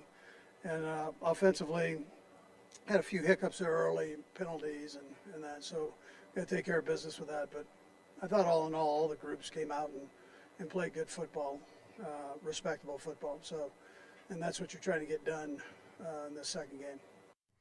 What did Frank Clark say last year? Just some good, sound, fundamental Christian-like game or whatever. Andy Reid, some good, respectable football. That's what you want to see in the preseason, some respectable football. And again, importantly, no injuries. Even as you've seen guys like Najee Johnson obviously go down during training camp, Nick Jones with the broken fingers, right? Still waiting to hear exactly what that will shake out into. But even if it's not guys you've heard of, certainly no starters going down is obviously a great thing. But to not see your depth get picked away at is excellent for a team that has as much talent as the Chiefs do right now. And as we've even talked about, guys like Amir Smith-Marset is like the 8th wide receiver on this depth chart right now. He might be wide receiver 4 or 5 on another team after he gets let go. I think Eric Bieniemy would love to have him in Washington. The Bears or Colts or some of the other sort of Andy Reid disciples around the league, I think are going to be picking over the guys who the Chiefs let go here, especially as a guy like Bieniemy is kind of working on that culture there. I don't know how much Amir Smith-Marset's going to be able to help fill that out, but it makes a lot of sense for him to catch on elsewhere. Next year from Andy Reid, we'll hear him talk about how Patrick Mahomes and the offensive line put together that drive that really felt like the offense was really gelling in a sustained unit. He actually said that. So he's glad he got in there and got some work done, and was able to get the offense in the end zone there. So that's a positive. I thought the offensive line did a nice job for him. The receivers, we had a lot of guys catch the ball, which is positive. I thought all the offensive lines held their own, and they're a brand new group here, and he's trying to establish himself and doing a nice job with that. So that he can use this game to benefit him. 17 pass catchers for the Chiefs in the game overall today, and specifically just in those drives with Mahomes, he moved the ball around and spread it around plenty. The guy who led the team in receiving today was rookie wide receiver Rashee Rice. 8 receptions, 96 yards for the rookie today, and he had a drop early on that felt like it might have become a problem sooner rather than later. But overall, a big day for Rashee Rice. Andy Reid asked if they were featuring him tonight. Well, not necessarily. His number just got dialed up, and but he's a good football player, and really, has had a nice camp for us. And then he returned punts too, and he gives you a lot of flexibility there. Yep. And as we talked about, you see some good stuff there from Rashee Rice, but overall, the ones are out there trying to knock off the rust. The rest of this team, the rest of these players trying to lock down some roster spots. Here's Andy Reid talking about how those two units operated tonight. Yeah, so I think, part of the knocking the rust off for the ones, I think, is important. Little communication, continuity there, I guess, would be the word that you say, just bringing things together and working off of each other. So I take that for the ones. And then the rest of the guys are trying to make the team. And you're trying to show where they can fit. And our message from the beginning is just make it hard for Veach and myself to make those decisions, and they did that tonight, so that's a positive. And there are several of those guys. Again, I mean, like the Amir Smith-Marset category might be the obvious one of make it hard for Veach to cut you, and then make it hard for another team not to scoop you right back up. And there are going to be a lot of Chiefs who I think find new homes after this preseason wraps up. One big cut down as well this year, going all the way from this full 90-man roster. And actually, with Godric, the Chiefs have 91 on the active roster because he's a part of the International Players Program. All of that to say, you cut down from 90 or 91 all the way down to your 53, all in one foul swoop. And then you try to get your week one roster set after that. It's going to be an interesting cut down day when that arrives for the Chiefs. Okay, Andy Reid, please. What happened with the quarterbacks? Shane Buechele shows up. He's your second guy out. That makes sense. But Blaine Gabbert takes over after the half. What's the story there, Andy Reid? Yeah, well, this was a game that, the Blaine wasn't scheduled to play. So normally the third guy goes, and then, but listen, both of them played great. And, that's a good thing. I thought both of them really played good football. Everybody played good football? You change your plan on the fly a little bit? That is kind of wild. Like, if there would have been an injury or something, I understand, but you're telling Blaine Gabbert, hey, you're probably not going to play today, and then at halftime, was it just, hey, Pat did his thing, Shane did his thing, Chris, you're going to play a lot here anyway. Blaine, you want to go throw around an oblong ball for a little bit and have a perfect or near perfect passer rating? Yeah, sure. Why not? Might not bode well for the Cardinals defense, but it was a lot of fun for us. Also, an incredibly fun, ridiculous play. Patrick Mahomes sprinting out to the right, running out of real estate. So what does he do? I thought for a moment he ran out of bounds with the football, which is a very kind of poor football IQ play, which is not something Patrick Mahomes does pretty much ever. So I should have known better, because he sprinted to the sideline, leapt into midair just before running out of bounds, and then flung the ball downfield. Here's Andy Reid being asked about that play from number 15. Hey, yeah, Matt Nagy was yelling at him to get out of the house. Don't take a hit. But yeah.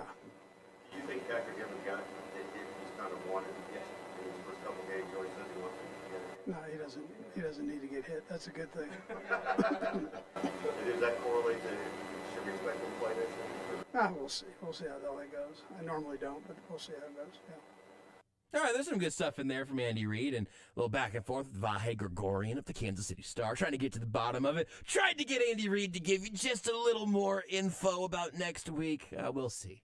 We'll see, Vahe. We'll see how the week goes. I usually don't do that. We usually don't, but maybe I'm going to switch it up. Maybe I want to see Patrick Mahomes dice up the Browns' third team.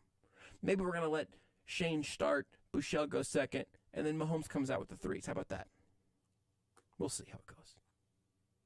Probably won't play next week, but that whole sequence is kind of funny. One, because also something that dawned on me just now is if you're a defender and Mahomes does that, there's nothing you can do. Literally, there's nothing you can do. You have the face of the NFL sprinting to the sidelines, going into midair. If you put your hand on him, he is going to go horizontal just for momentum, and you are going to get a 15-yard penalty for shoving the face of the NFL out of bounds late.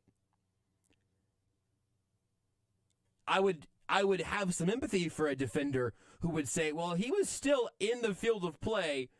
Maybe that's the way that, like we were talking about earlier with one of the callers, like maybe that's the NFL adjusting a little bit if he just starts abusing this power, which I don't think he'll do, but man, it rules.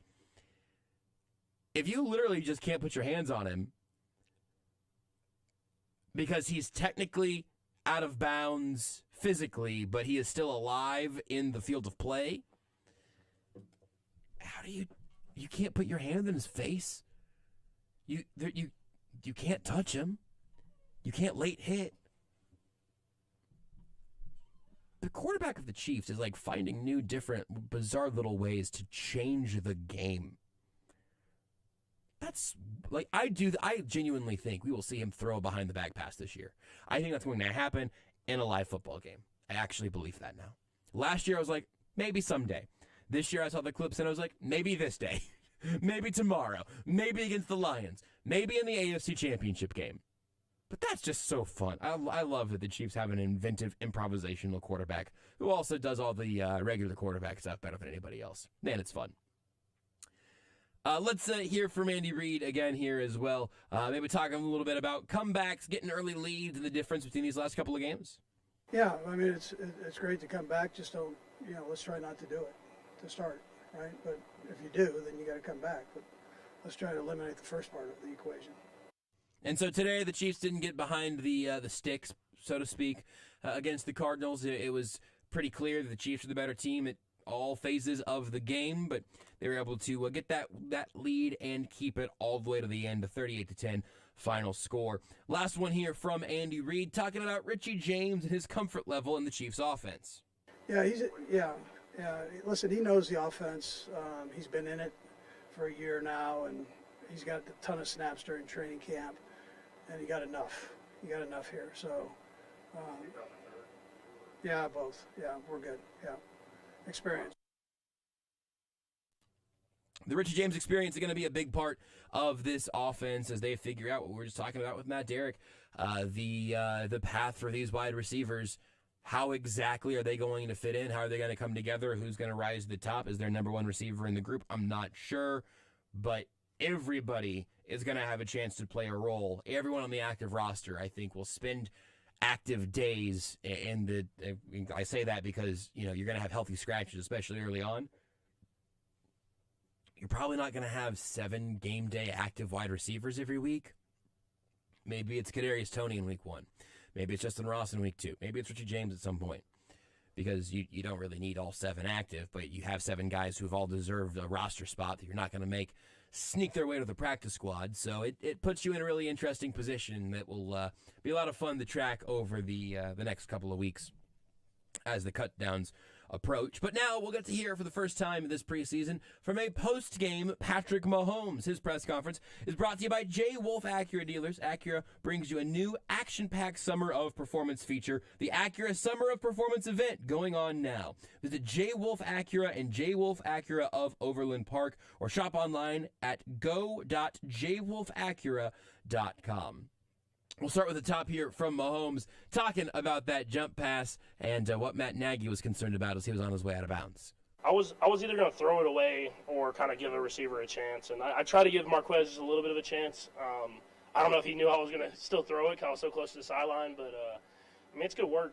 Just being able to scramble around and work that scramble drill, I thought we did a good job of that on a couple occasions today. So, I mean, like you get in the preseason game to get good work in, I thought we did a good job today.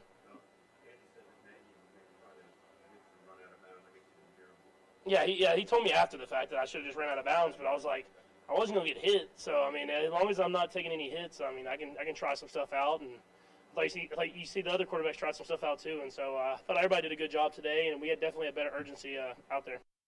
Keep the energy level up, try some things, don't get hit. Like you said, it's good work. I mean, try something a little different in a live game that's hard to replicate otherwise, and yeah, it's kind of fun. No harm, no foul there. But he talked about getting hit in the preseason. He talked about that a few times over. Here it is again now, saying, all right, Patrick, what you don't want to get hit there going out of bounds, certainly, but what's your level of getting that hit out of the way in the preseason to make sure you're ready for week one? No, I went to the O-line and I said, man, I played in the preseason to get hit one time, and I literally didn't get touched in 2 games. So, yeah, they did a great job. It's a good problem to have.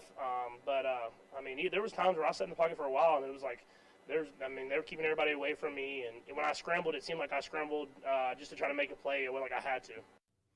I mean, I'm perfectly happy for Mahomes to be just downright furious with how little he's getting hit this year. If that's a sore spot for the Chiefs between Mahomes and the offensive line, I'm happy with that.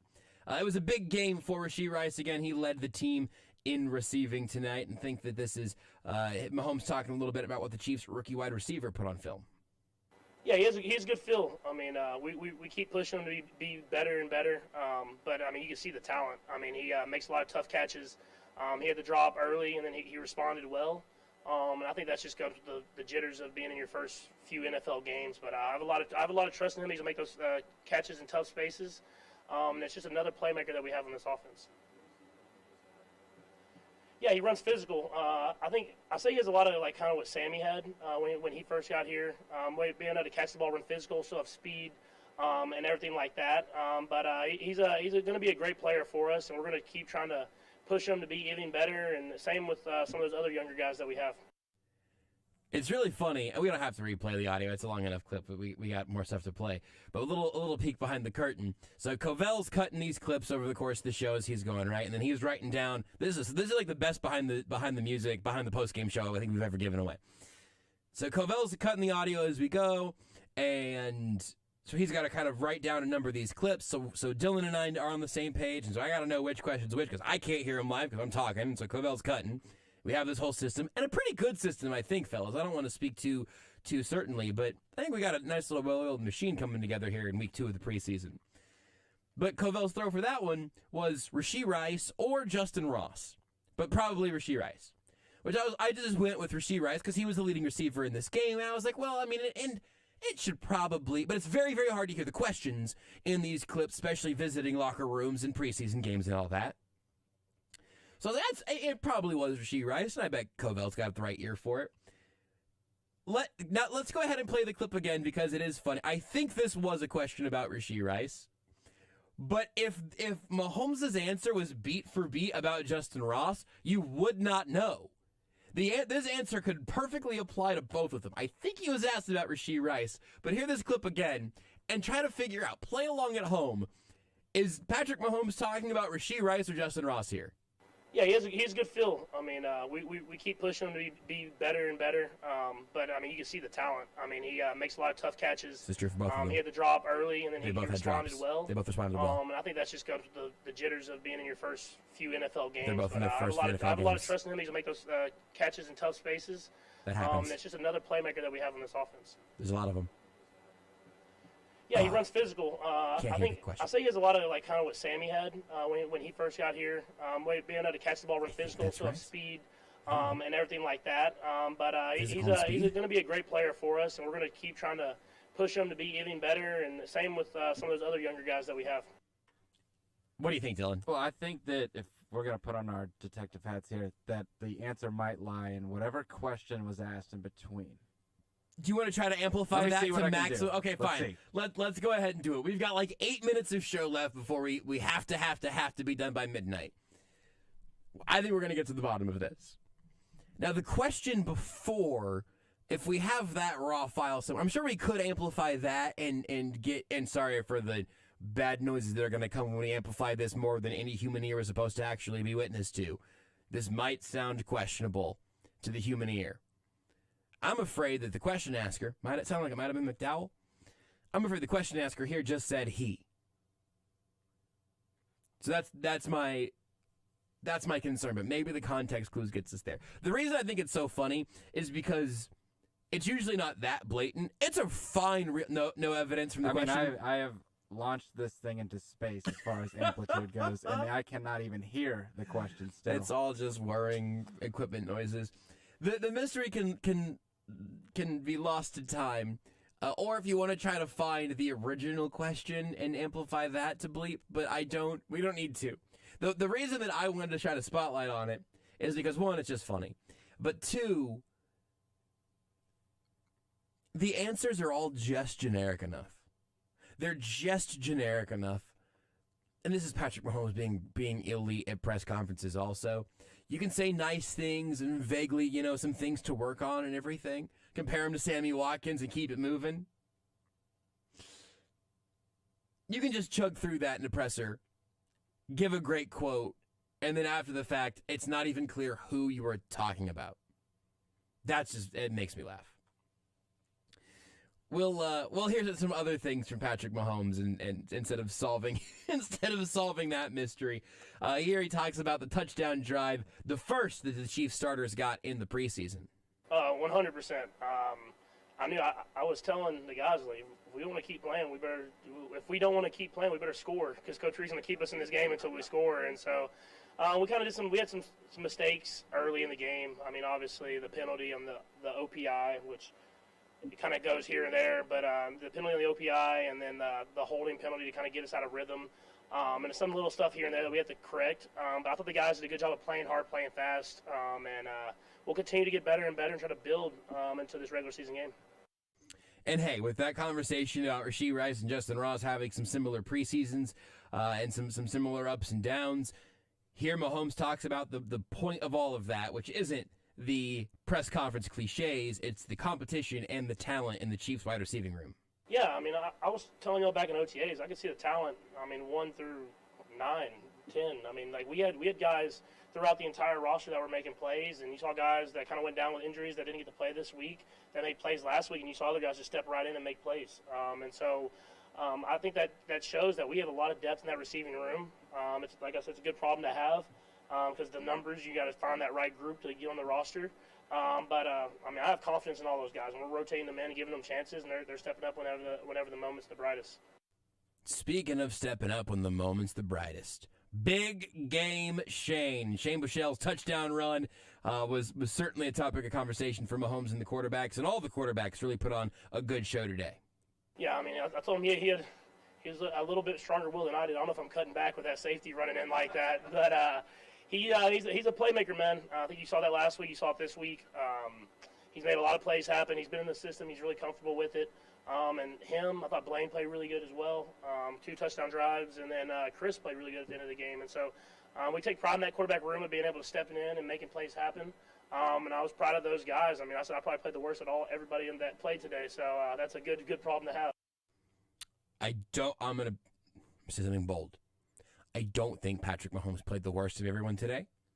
But, hey, I'm cool with it.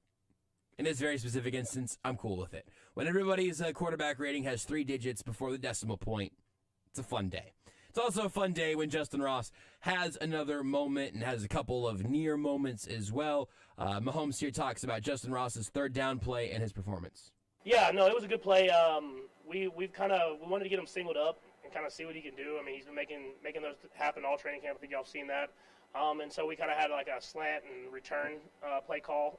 And it's a lot of trust in him that he's going to win. And he ran a great route, lost to the DB, caught the ball, got upfield after the catch. And so he's got a lot of talent. And we've said it, and we're going to keep throwing him out there and giving him chances. And he's stepped up whenever his number's been called. And He's a different receiver than I think anyone else, and the fact that how big he is and fluid he is and how he can catch the football.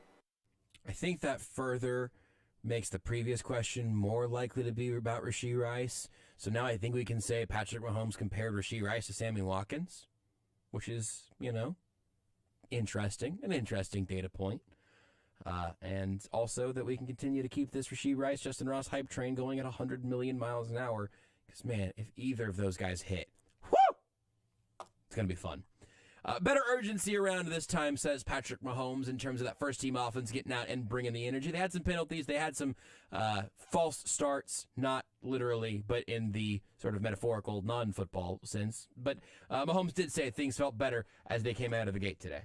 I think Coach Reed said one thing, and I think everybody knew that we needed to have better urgency. And, I mean, he just came in and he basically said that. He said that the ones didn't play well last week, and I thought the other guys, young guys, played well.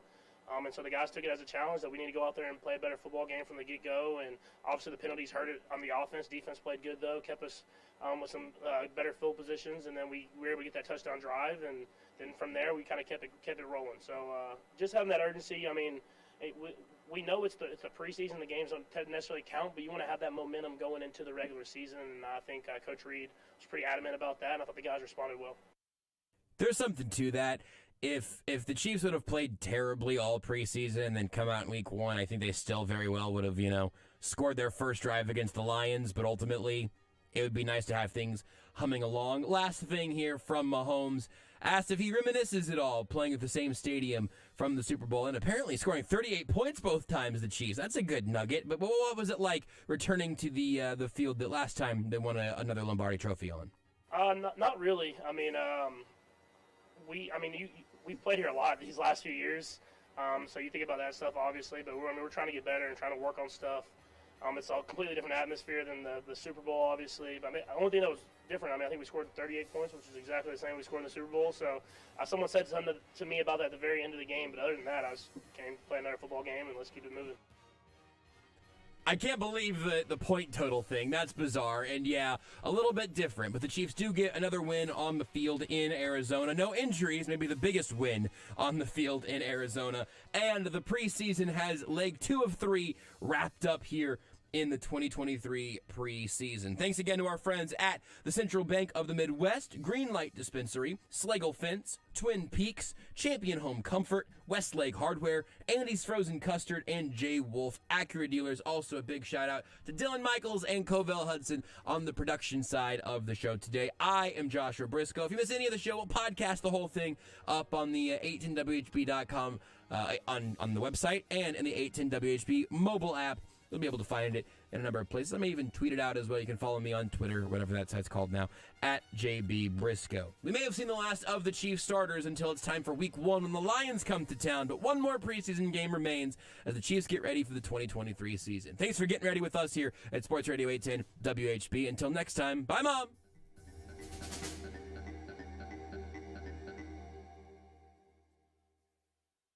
WHB Kansas City. Hi, it's Jim, and here's what's hot at Smoke and Fire. It's time for the biggest